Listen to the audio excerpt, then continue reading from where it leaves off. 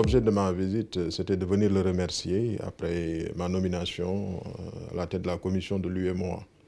Donc, le remercier à mon nom personnel, le remercier également au nom des autres commissaires qui ont été nommés par la conférence des chefs d'État pour cette marque de confiance et, disons, renouveler la disponibilité de la commission pour prendre en charge les orientations et avis des chefs d'État.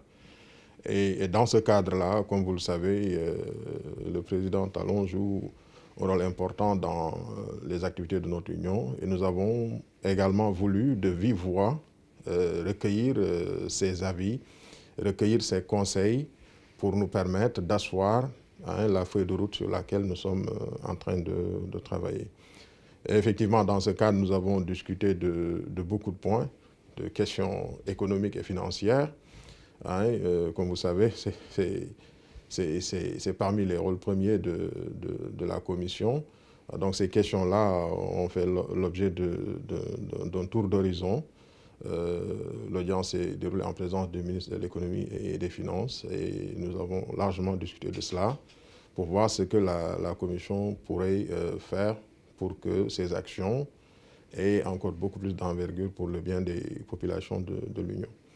Évidemment, nous avons discuté de questions de l'heure, notamment des questions sécuritaires. Nous suivons tous, nous savons ce qui se passe dans la sous-région ouest-africaine, au niveau de l'UEMOA de façon générale. C'est vrai que les questions sécuritaires se posent de façon plus accrue dans un certain nombre de pays, mais tous les pays sont concernés.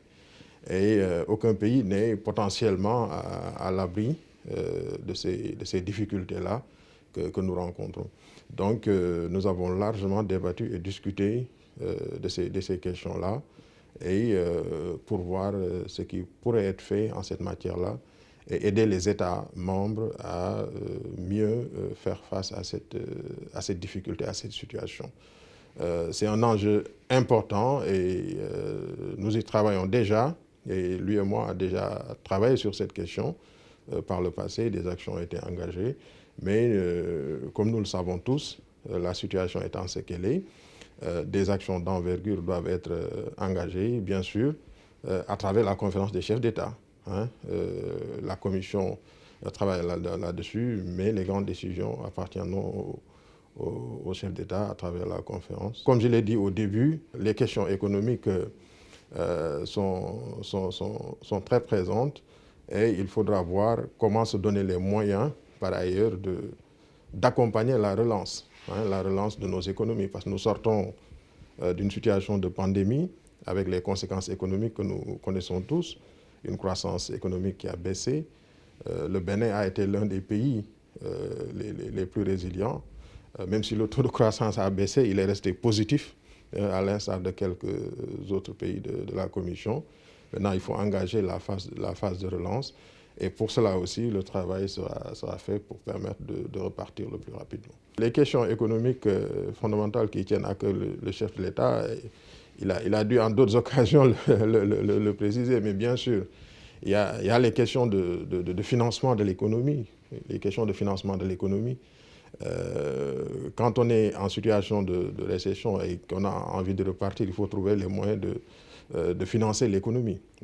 Donc, ces questions de financement de l'économie ont été une préoccupation pour M. le Président de la République. Et évidemment, le développement du secteur privé aussi. Ça aussi, c'est un aspect important, que ce soit le développement du secteur privé national, mais que ce soit aussi comme dans tous les pays, les investissements directs étrangers. Il faut trouver les moyens d'attirer ces investisseurs-là. Et cela recoupe un peu avec ce que j'ai dit tantôt, la question sécuritaire. Parce que pour pouvoir attirer les investissements directs étrangers, il faut être dans un contexte de sécurité pour qu'ils puissent venir, ces investisseurs étrangers. Et ça, le chef de l'État a bien insisté sur cet aspect-là. Et nous allons y travailler. Et c'est une préoccupation aussi des autres chefs d'État de l'Union.